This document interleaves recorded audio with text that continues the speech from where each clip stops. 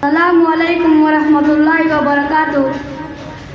In the name of Allah, the most gracious, the most merciful, honorable chief guests, respected teachers, and all my dear friends, my name is Mohammad Omais.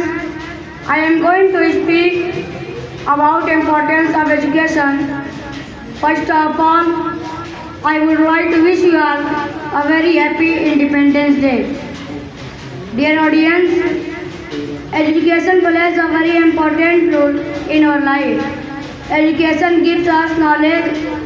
Without education, we cannot successful in our life. Education is an important tool for our bright future. It helps us to learn many new good things.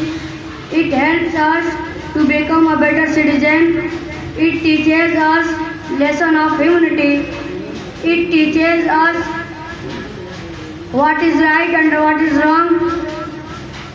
With education, we can build our career.